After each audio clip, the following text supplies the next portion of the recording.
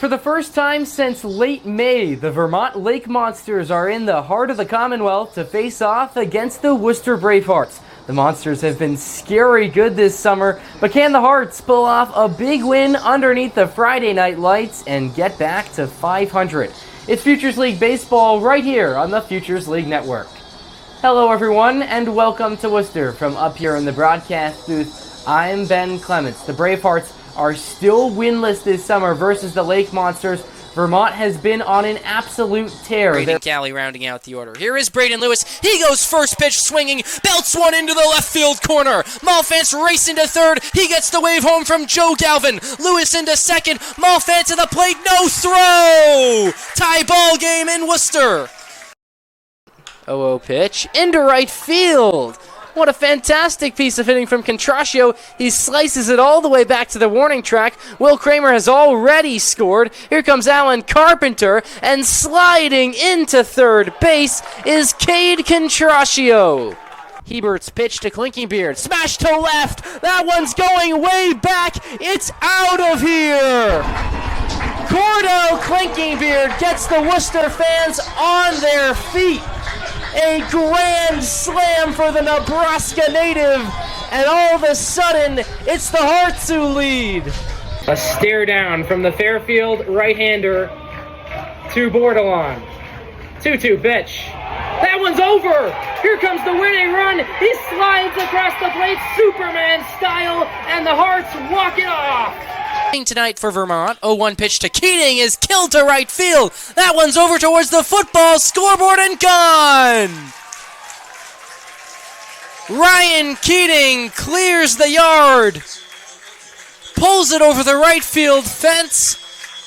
A huge solo shot. The Worcester Bats cannot be stopped tonight. Leclerc's got the signal. He comes set. With one on, he fires the 2-1. It's hit, bounces off the third base bag. It's a fair ball. Richmond racing all the way around the diamond. He gets the windmill home. Anastopoulos relay to home. Roseboro there for the tag. It's huge. From Lewis to Anastopoulos to Roseboro. That's massive for Worcester. One on, two away. Runner takes off. 0-1. Carpenter throws over to second base. He got him. Do not run on Alan Carpenter. We've been saying it all summer long. Caden Vandola learns the hard way. Another Maine Black Bear, Chris Mondesir, is over on third, 90 feet from home. Can his college ball teammate bring him home? 3-2. Yes, he can. A daisy cutter into left. One Black Bear reaches first. Another crosses home plate. Julian Mercado says, why not? I'll come home too. A two-run RBI single for Hunter St. Denis. Leclerc's 0-2. Swing and a miss. Lane Leclerc strikes out the side to seal the deal. Stop him if you can. This guy is going to be a real threat when postseason baseball rolls around. Tonight, he locks up the W for the Worcester Bravehearts. Taking over the play-by-play is Ben Clements, and he'll be joined by Colby Brulette here for the third and fourth. Well, thanks, Jonah. 5-0 Worcester as we go to the top half of the third. Vermont forced to turn to their bullpen early on here in today's game, probably a little bit earlier than they would have expected. 6, 7, 8 due up at the plate this half inning for the Worcester Bravehearts. It starts with their DH Talon Roseboro, who had a big two-run RBI single in the first. 0-0 pitch on the way to him. It misses on the outer part of the plate, 1-0. Colby, certainly not an ideal start for Vermont tonight. Absolutely not. Not the way that we drew it up here in Vermont, but hey, there's a lot of game left, and we'll see what the Lake Monsters can do. 1-0 pitch. Roseboro takes a little bit low. 2-0 on him now. Roseboro, a .214 hitter on the summer. Like I mentioned a couple of innings ago, he entered the day 1 for his last 13, but had a beautifully hit baseball into the gap between right and center in the first to bring in a pair of runs. Here's the 2-0 offering to him, and it misses yet again. Sweeney has thrown 3 straight balls upon his entry into today's ball game. Yeah, nice thing about the playoffs, Ben, is the stats clean sweep, you know. So struggling in his last couple of games, but it doesn't matter. This is game 1. He's ahead 3-0. Sweeney fires. Gets one in there on the outside, a called strike.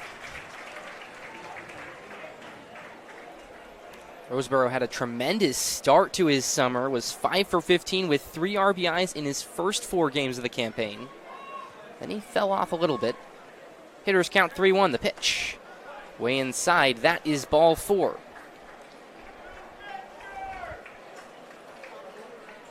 Not an ideal start for Sweeney, especially as head coach Matt Fincher would say, leadoff walk score, I believe, 82% of the time, I believe is his stat there. Certainly happened in the first inning. We'll see if that happens in the top of the third. So with one on and nobody out, it's the left-handed hitting right fielder from Nichols College, Ryan Keating. Keating struck out in the first inning.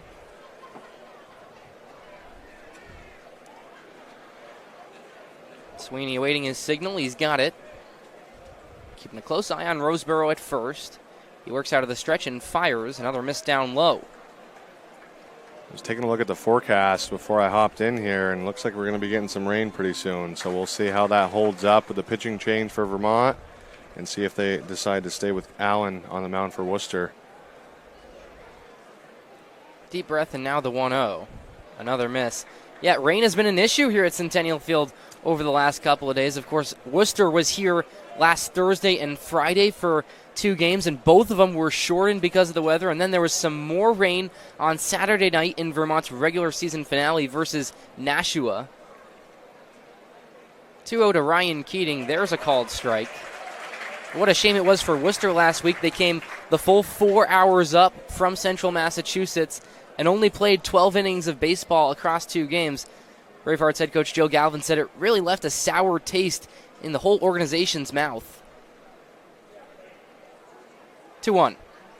Taking on the outer part for a strike, and Sweeney's worked his way back into the count. Yeah, unfortunately, that's been kind of the flavor in Vermont in the last couple of summers. Obviously, my 4 years here playing from 21 to 24. A lot of tart pulls in those 4 years. New England weather for you for sure. 2 balls, 2 strikes. Here's the pitch. Ryan Keating did not go. Check over to the second base umpire that the Centennial faithful did not approve of.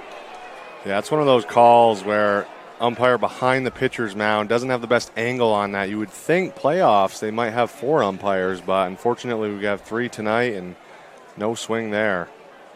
And so the count is full now on Ryan Keating. 1 on, nobody out. Sweeney ready to deliver the payoff. Here it is. Swung on and lined sharply to third base, bobbled by O'Brien. He's able to get the throw over, but it's not in time. Another one reaches for Worcester. Yeah, interesting to see the ruling on that one. That ball was hit very hard. O'Brien did a good job bodying it up, but I think that second look to second base should have just gone to 1 all day after that bobble. So a good job bodying that up, keeping it in the infield, but with the speed of Keating, no chance. It was a really hard hit ball. They are going to score it as an error, so it's the 3rd error of the night for these Lake Monsters. Now here's James Anastopoulos showing bunt. He pulls back and swings, fouls one right-handed side. Haven't seen a slash in a while. Trying to draw the infield in. Create some chaos on the base paths, maybe. Anastopoulos, the 8-hitter tonight for Worcester. 0-1 the count on him. 2 on, still nobody out. Sweeney throws. That misses for ball 1. Must have been just down. Looked like a pretty good pitch from up here.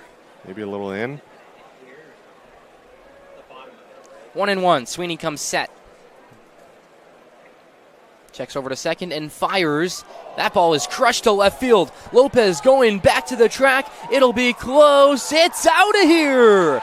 James Anastopoulos with a 3-run bomb. The Worcester Bravehearts bats are juiced here tonight at Centennial Field. The Bravehearts are off to an 8-0 lead versus the league-leading Lake Monsters. Yeah, what a swing there by Anastopoulos. I mean, really showing off that power to left field. Centennial's a deep field, so if you're going to hit one out, it's got to be a decent poke, and that it sure was. The Bravehearts up 8 very early in this game. Anastopoulos, not known for his power by any stretch of the imagination. That's his first home run of the summer, and boy, oh boy, does it come in a big spot for these Bravehearts. 8-0 our score now in the top half of the third. Braden Cali at the plate now for Worcester, and that one gets past the catcher Popoff. It seems like, Colby, almost nothing is going right for these Lake Monsters right now. No, offensively, defensively, I mean, you see the 3 errors up there and the 8 runs, not like the typical Lake Monsters that we've seen all summer. Could be postseason jitters, who knows? 1-0 pitch to Braden Cali, swings right through it, strike one. Well, that was one of my keys for this Worcester team coming into the playoffs, is they need their bottom-of-the-order guys to really step up at the plate. Anastopoulos certainly did that a moment ago with a 3-run bomb. 1-1 the count on Braden Cali from the windup. The pitch is just outside, ball 2. It seems like Sweeney and Freed just trying to do too much up there on the mound for the Lake Monsters, trying to throw too hard, overpower them, and they're losing their control a little bit. So 2-1. And now a hitter's count on Braden Cali. 3 balls, 1 strike. yeah, that went up to 94 on the gun here at Centennial. You just dial that back a little bit, maybe 91, 92. Start finding the zone a little bit more. Deep breath, and now the pitch. Taken for ball 4. Another fast one, clocks in at 93 miles per hour, but it's the second walk dealt of the day from Justin Sweeney. And you're right, Colby, for all I care, you could throw 100 miles per hour in the Futures League. If you can't pound the zone, it doesn't really matter at the end of the day. Yeah, absolutely. You and I were talking about this between the first and second inning, Ben. And Caleb Allen on Worcester, right? 81, 84-ish, but he's finding the zone and he's getting outs. Doesn't need to be 100, just needs to be over the plate. Back to the top of the order for Worcester with Jacob Malfant, who takes a ball bottom of the zone, 1-0.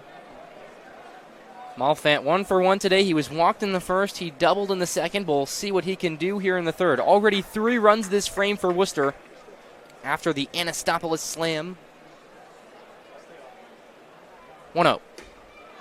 Malfant chases, and Braden Cali has to dive back into the first base bag. Looks like we got a little southpaw action up in the Vermont bullpen. Try and get eyes on a number as soon as we can. Just 2 innings for the starter Freed today. 1-1. Braden Cali takes off. Malfant swings and misses, but the UMass Lowell man is into second base safely. Ryan Richmond complaining about the call there. I don't know if he came off the bag or he's talking about the tag, but a great jump there and going on a breaking ball as well. I believe it was a slider, so good pitch to run on. I'm not sure what Richmond's complaining about. I think it was the tag. I think he was saying he tagged him on the side there before he was into the bag. Well, Braden Cali certainly knows what he's doing along the base path. He leads this Worcester team with 19 stolen bases now. He's in scoring position. 1 ball, 2 strikes, still nobody out. The pitch to Malfant is lined over towards Worcester's dugout, foul. Wind's starting to pick up here at Centennial. Clouds are getting a little darker. Look at those skies. Yeah. Scary sight. Rain could be on the way very soon. Sweeney works out of the stretch, throws a 1-2. Malfant stays alive with a foul ball directly backwards. Did you guys get any rain down in Worcester on Saturday?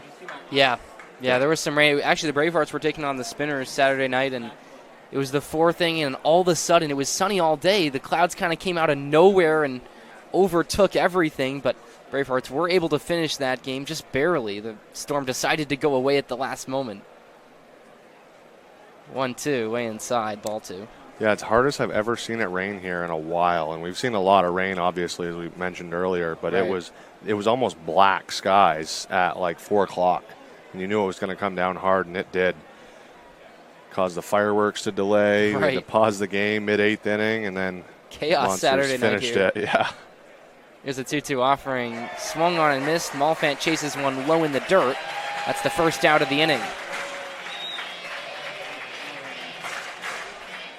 Well, even with the score being 8-0 right now, listen to these fans. It's one of the best parts of this ballpark. It's packed night in, night out. The Lake Monsters leading the league in attendance. They've had over 86,000 fans in this ballpark this summer alone. What an atmosphere. What a playoff atmosphere it is here in mid-August. 1-on, 1 away. Here's Braden Lewis, right-handed hitting left fielder today for Worcester. But first, a check over to second with Braden Calley. Yeah, it's what made it so special for me playing here in Vermont. I live a half hour up the road, so being a hometown kid playing in front of these hometown fans, it was fantastic. Great atmosphere, even in the regular season. Like, these fans are the best. 0-0 to Lewis. He swings and misses. Yeah, Sweeney looks like he's gotten the feel for that slider, throwing that very often, both to Lewis and Malfant in these last couple of at-bats. Just starting to figure it out. No balls and 1 strike. Check over to second. Now the pitch. Lewis checks his swing. He did not go. Lewis 0 for 5 in the 2 games that Worcester played here last week versus the Lake Monsters. Really good day Saturday versus the Spinners. He was 3 for 4 with an RBI. Richmond goes over to cover the second base bag, and he got Braden Calley.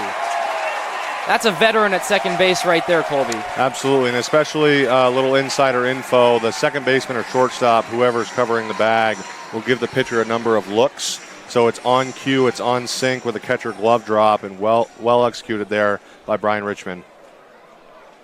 Worcester loses their runner in scoring position. They still lead at 8-0, but there's 2 outs now. 1-1 the count on Braden Lewis. Kicking the pitch. Chased on the outside part.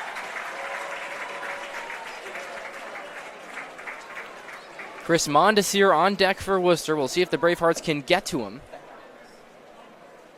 Sweeney a strike away from ending the inning.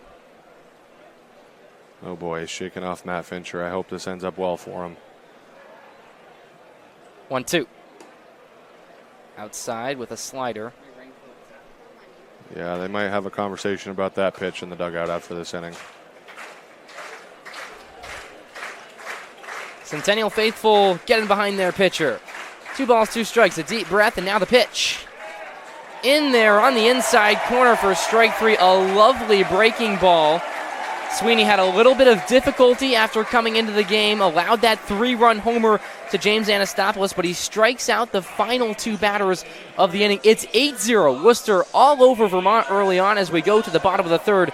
This is Lake Monsters baseball.